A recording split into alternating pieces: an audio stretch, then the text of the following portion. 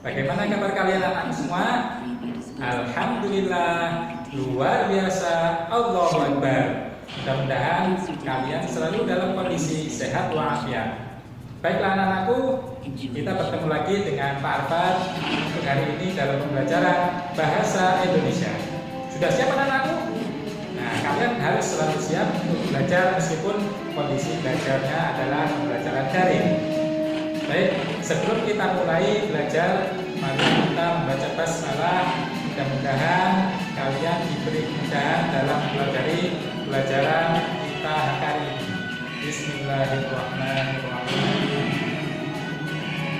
Marilah kita mulai pembelajaran.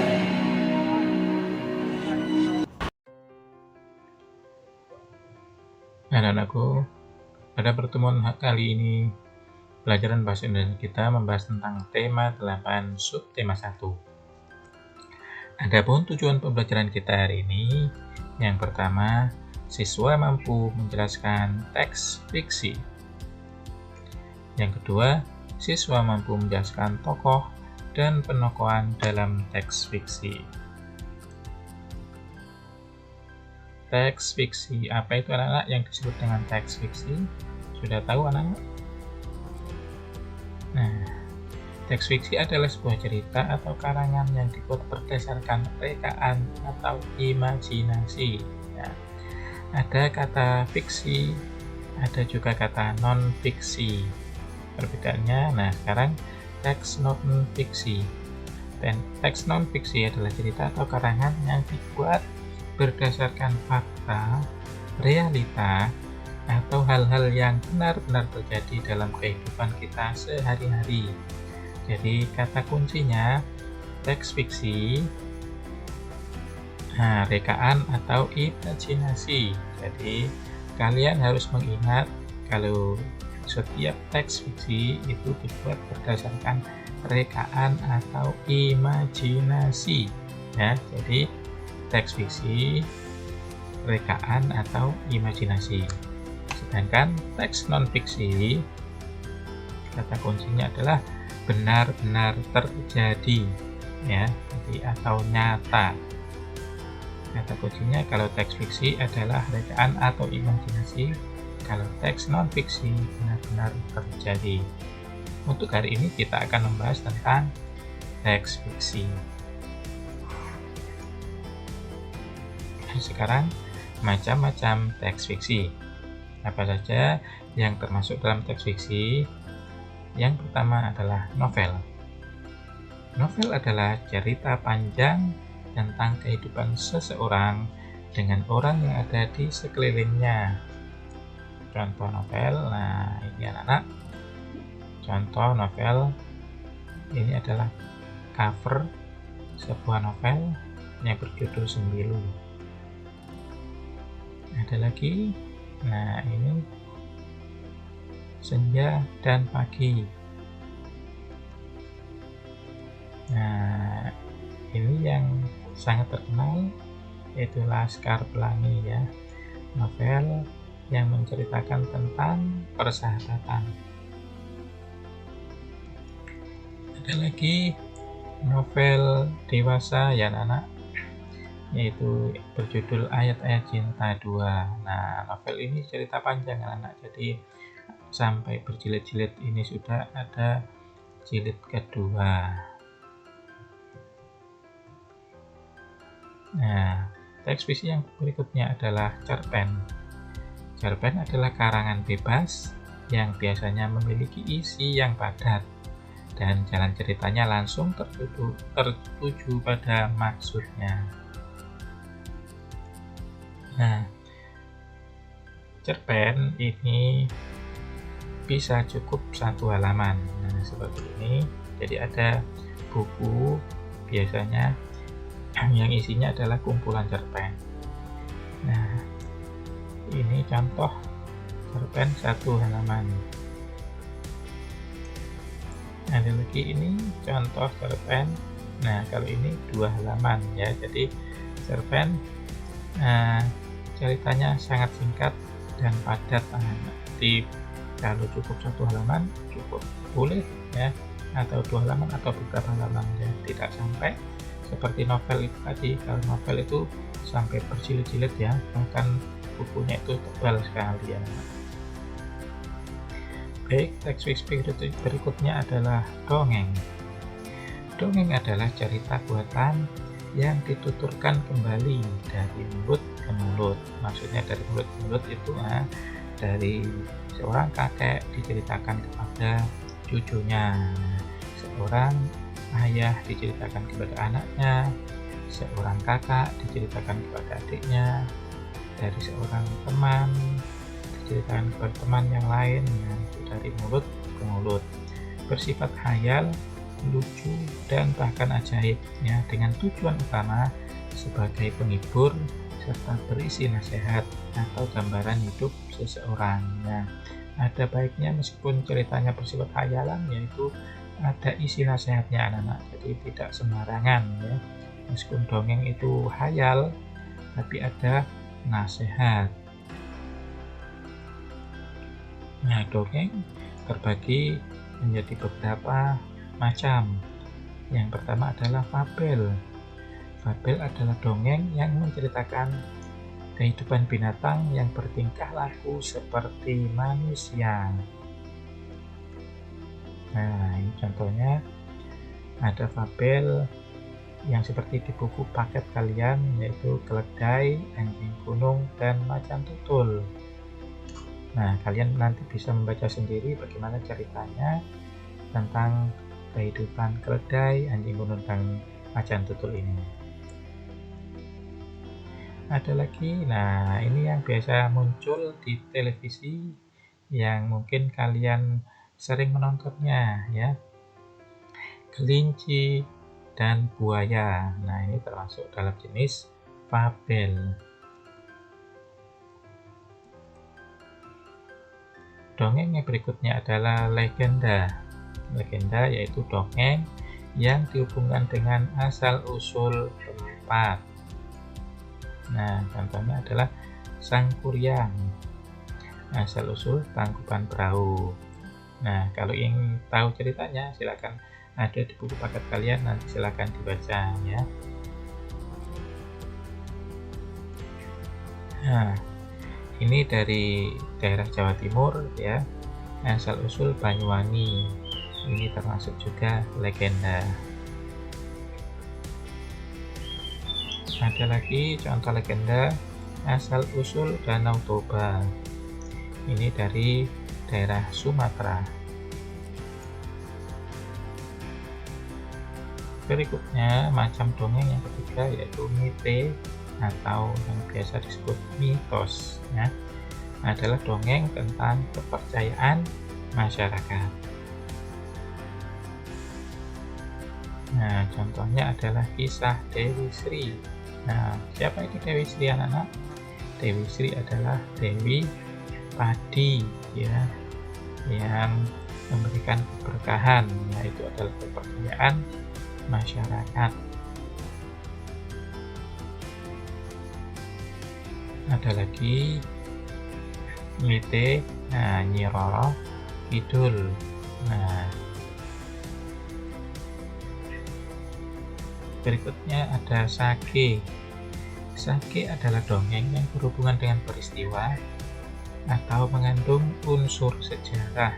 Nah, meskipun peristiwanya ini benar-benar terjadi, tetapi ceritanya itu dibumbui anak-anaknya, ditambahi dengan cerita sehingga kelihatan sangat menarik. Contohnya adalah, ini Laksamana Hang Tuah. Nah, kita biasa sering mendengar nama Hang Tuah karena banyak dijadikan nama institusi pendidikan ya. Ada TK Hang Tuah, SD Hang Tuah, dan sampai perguruan tinggi Hang Tuah. Ini termasuk dongeng jenis sage. Contoh lain adalah, ini cerita tentang Lutung Kasarung dan Purbasari. Ini juga termasuk sage.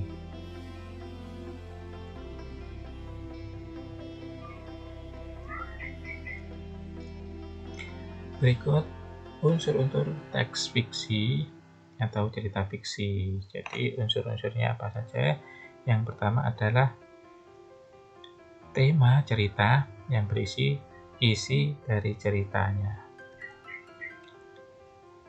Yang kedua, latar cerita, tempat dan kejadian, tempat dan waktu kejadian cerita. Berikutnya adalah tokoh cerita. Tokohnya yaitu pelaku atau orang yang berperan dalam cerita. Pesan cerita berisi tentang kandungan nasihat yang terdapat dalam cerita tersebut. Yang terakhir adalah alur cerita, yaitu urutan atau rangkaian peristiwa yang dialami oleh pelaku atau tokoh. Itu unsur-unsur cerita fiksi. Nah, sekarang yang kita bahas adalah tokoh. Tokoh dalam cerita fiksi ada dua macam. Yang pertama adalah tokoh utama. Tokoh utama yaitu tokoh yang memiliki peran penting dalam cerita, ditampilkan terus-menerus dan mendominasi cerita. Jadi tokoh utama ini selalu tampil mulai awal sampai akhir cerita. Nah, yang kedua adalah tokoh tambahan. Tokoh tambahan yaitu tokoh yang dimunculkan sekali atau beberapa kali saja, ya intinya sebagai pemanis cerita atau penghidup cerita. Nah, ini ada misalnya Pak kasih contoh cerita tentang Harry Potter. Nah, sudah pernah menonton film Harry Potter anak-anak? Nah, yang disebut dengan tokoh utama ya pastinya adalah sang Harry Potter ya. Tampil dari awal cerita sampai filmnya habis, nah itu ada Harry Potter. Nah, untuk tokoh tambahan, nah ini teman-teman Harry Potter ini ya. Bagi kalian yang suka lihat film Harry Potter pasti tahu nama-namanya ya. Pak Ustadz sudah lupa nama-nama ini.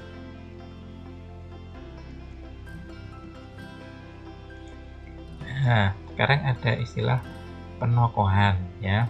Kalau tadi tokoh, sekarang ada penokohan. Nah, penokohan adalah cara pengarang menggambarkan karakter tokoh-tokoh dalam cerita. Nah, karakter itu ada yang baik, ya, ada yang jahat. Ya. Kalau film biasanya, nah kalau nggak ada penjahatnya ya kurang seru ya. Jadi tokoh ada dua macam. Ya, sekarang penokohannya ada dua macam. Yang pertama adalah tokoh protagonis, yaitu tokoh yang mendukung cerita, ya biasanya berwatak baik dan menjadi idola. Nah, kalau dalam film Harry Potter tadi, ya tokoh protagonisnya adalah Harry Potter sendiri. Yang kedua adalah tokoh antagonis, yaitu tokoh yang menjadi penentang cerita, ya biasa berwatak jahat dan dibenci ya. Ya biasanya adalah musuhnya. Kalau dalam film Harry Potter musuhnya siapa anak-anak? Nah, mungkin kalian sudah tahu siapa? Voldemort ya. Nah, Pak ambil contoh. Ini adalah cerita tentang bawang putih dan bawang merah ya. Tokoh protagonisnya pasti adalah bawang putih ya, sifatnya baik ya, suka membantu, kalau disuruh orang tuanya selalu siap ya, tidak manja. Sedangkan tokoh antagonisnya adalah bawang merah ya. Bawang merah ini selalu manja, selalu menuntut, yang selalu iri dengan bawang putih dan sebagainya.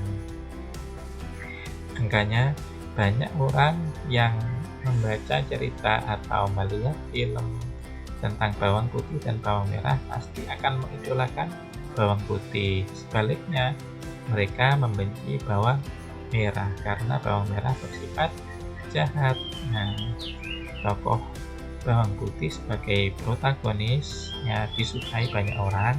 Nah, tokoh bawang merah sebagai antagonis dibenci orang. Baik, sekarang tugas kalian anak-anak. Yang pertama, silakan kalian menulis unsur cerita. Unsur cerita ada di buku halaman 16 dan 32 saja ya, sebenarnya ada 3, tapi kalian cukup menulis 2 halaman saja, yaitu di halaman 16 dan 30. Yang kedua, menjawab evaluasi 1 ya, khusus mata pelajaran bahasa Indonesia nomor 16 sampai 20, ada di halaman 52. Yang ketiga, membuat tabel penokohan. Nah, ini silakan dibuat di buku tulis kalian. Nah, contohnya seperti ini. Nah, silakan dibuat tabel seperti ini. Jadi ada nomor, judul cerita, kemudian tokoh, dan karakter. Jadi, satu judul cerita, kalian cukup menulis 2 tokohnya. Namanya siapa? Silakan ditulis. Karakternya protagonis 1, antagonis 1. Ya, contoh nomor 1, Legenda Sang Kuryang. Siapa nama tokohnya yang protagonis? Nah, nanti silakan dibaca di buku paket kalian. Tokoh protagonis adalah tokoh yang baik. Ya, sedangkan antagonis tokoh yang jahat. Baik, silakan dikerjakan dengan penuh tanggung jawab. Setelah itu silakan dikirim ke wali kelas kalian masing-masing. Bagaimana anakku, pembelajaran kita hari ini mudah ya? Tentu mudah kalau kalian selalu giat membaca. Insya Allah pelajaran bahasa Indonesia akan mudah. Baiklah anakku, kita ketemu pada pembelajaran berikutnya. Tetap semangat untuk belajar ya. Tetap semangat, harus semangat ya. Mari kita tutup pembelajaran hari ini dengan membaca Alhamdulillah bersama-sama. Alhamdulillahirabbil alamin. Sampai ketemu pada pembelajaran berikutnya. Tetap jaga kesehatan, jaga kebersihan. Wassalamualaikum warahmatullahi wabarakatuh.